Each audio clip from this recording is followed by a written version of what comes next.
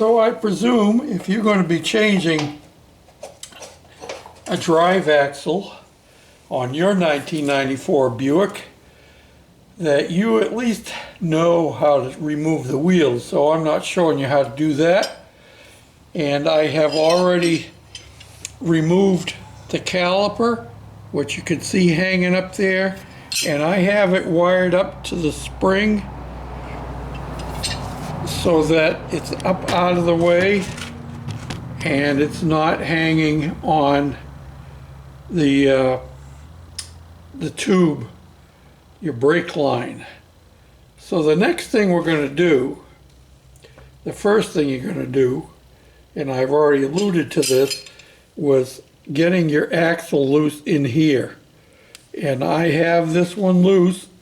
I can push in on it a little bit, but in the process of finding out how to get it loose and beating on it with a sledgehammer for several days, I finally found this, and this did the job. I tried a couple of other brands and they wouldn't touch it. It was frozen in there solid. So do yourself a favor, and before you get started, get yourself a can of that.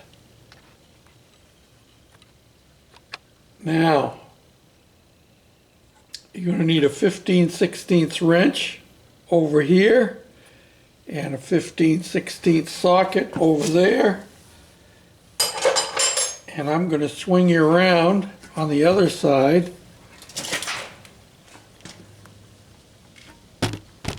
so I can get in there and not bump you guys while you're in the process. Now thankfully I have the benefit of having an impact driver. Let's see if we can get this off of here.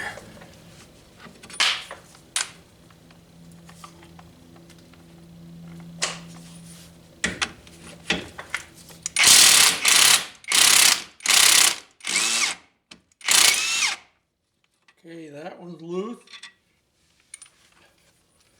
What we're doing here is we're going to take our whole spring shock mount. The terminology escapes me at the moment. We're going to take that off, disconnect it here, separate this out, and hopefully we'll be able to swing our spindle assembly down and out of the way enough to pull our drive shaft out.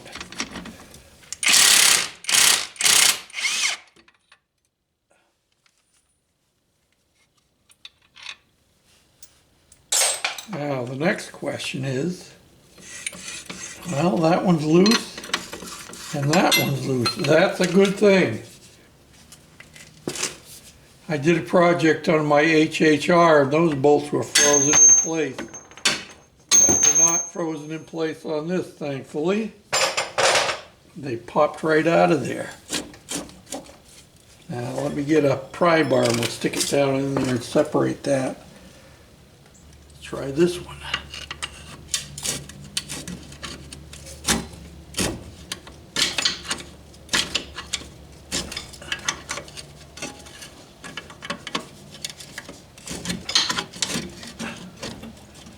And we're free there. That's a good thing. Looks to me like we're going to be able to get this to pull apart enough to get our drive shaft right out of there. Can you see that popping back in there? Yes, sir.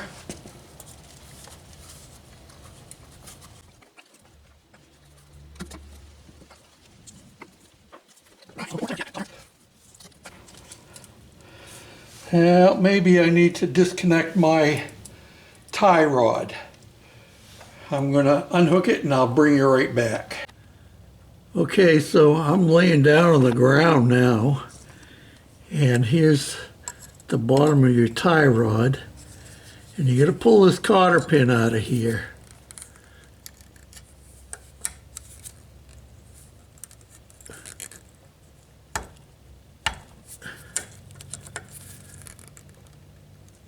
trying to do this and run the camera at the same time because it's too low down in here to get the tripod. There you go.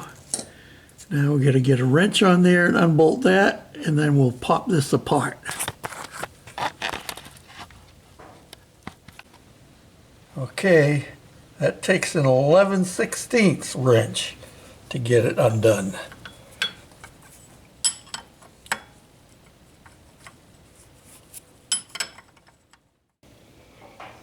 All right, now we get our nut off of there. The next thing to do is to slide our pickle fork, our tie rod end removing tool, stick it right in there.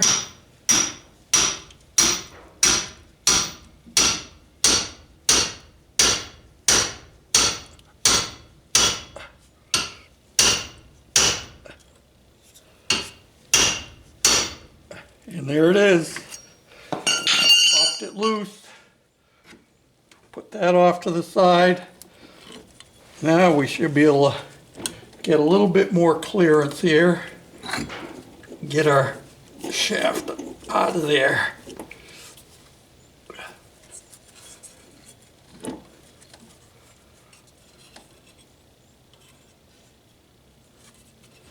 Probably better, it would be better if I disconnect. Hey, look at, if you disconnect your ABS cable, you get a lot more room.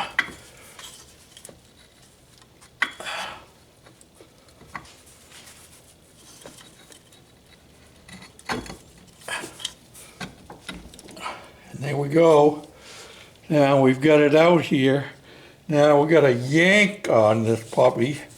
And I'm going to put a pair of gloves on so I can get a good grip, because it has a spring clip inside of the transmission, transaxle, and you have to pop it past that spring clip to get it to come out. Hold on to your hats. You can see my axles coming apart back in there, and I'm going to try pulling on it, and I have put my nut back on the end of the drive shaft, so I got something to hang on to. You keep an eye back there. If I can't get it to yank out, then we're going to end up putting a pry bar back in there. Let's give it a try. Ooh, that wasn't good. Our drive shaft came apart. The whole hub, I believe, is supposed to come out with it. Oh, no.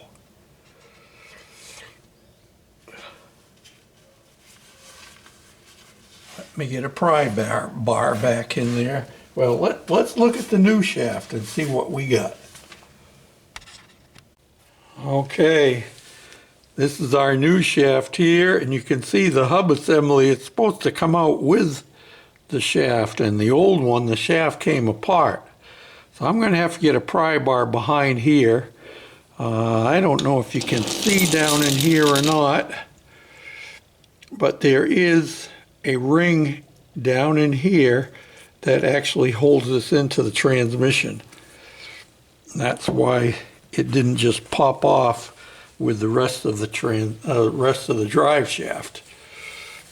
So let me get my big bar, and we'll see what we can do to get that puppy out of there. Then it's just a matter of sliding it back together. Okay, what I had to use finally was my big long pry bar. This is about 3 feet long, and I finally was able to get it in.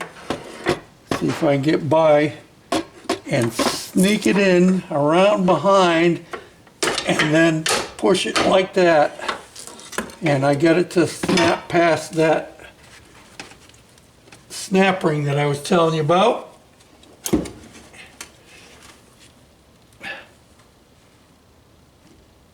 And here we come. Yeah, we got it. Ooh. And I'm not happy here. I see a difference in the end of this than the end of this one.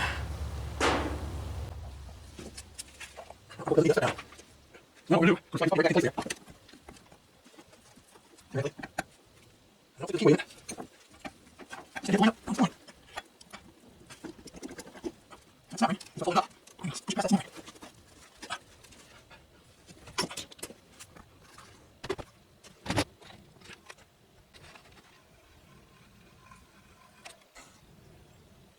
See the snap ring right there?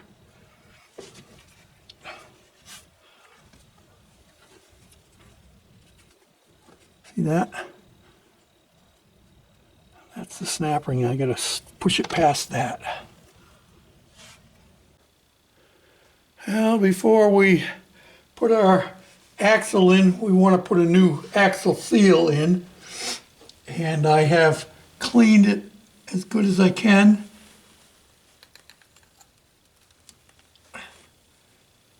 With some brake clean.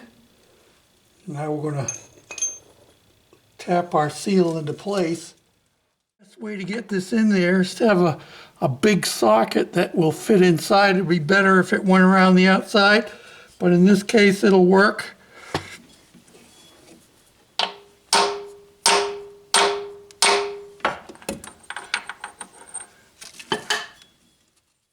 I'm going to go around the outside edge with a little drift just to make sure I've got it all.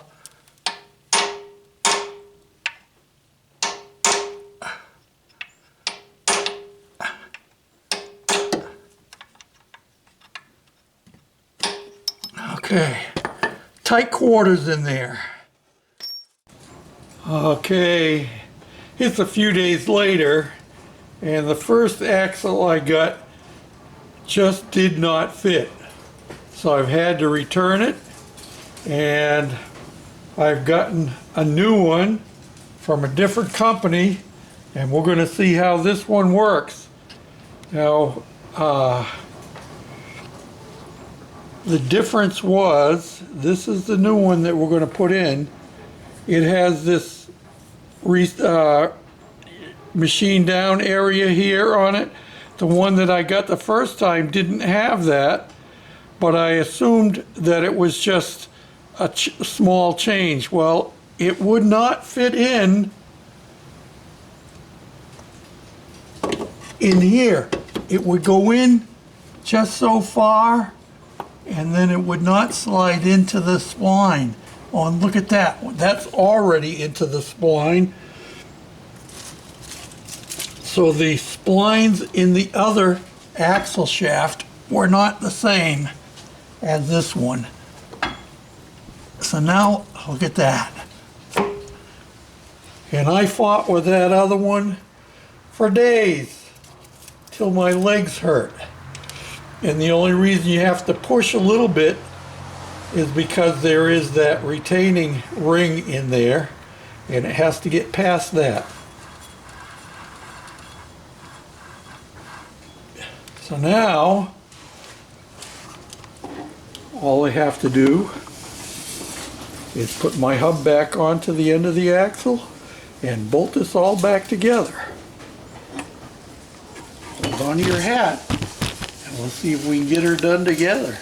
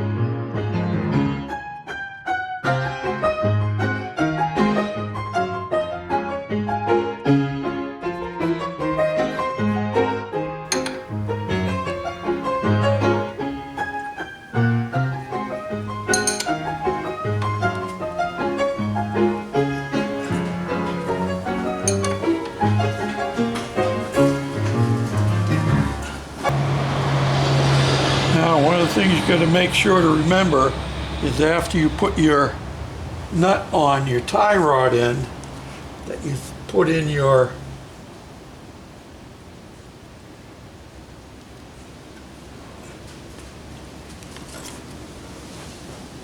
cotter key. And a little tip, having been an auto mechanic for a bunch of years, you only want to bend over one tab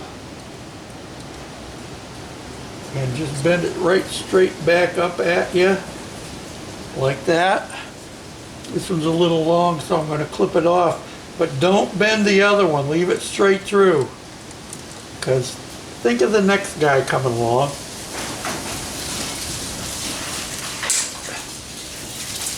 He's not going to have to fight with that. All he'll have to do is unbend that one tab and he could pull that cotter key out. Now I think I'm ready to throw a little grease in that tie rod end, and while I'm here I'm going to put a little grease in the ball joint down underneath.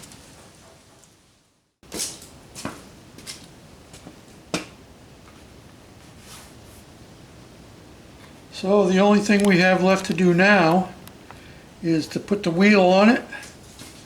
And don't forget, if you had to collapse your piston in your caliper, that you want to pump your brakes back up before you take off and your brake pedal goes to the floor.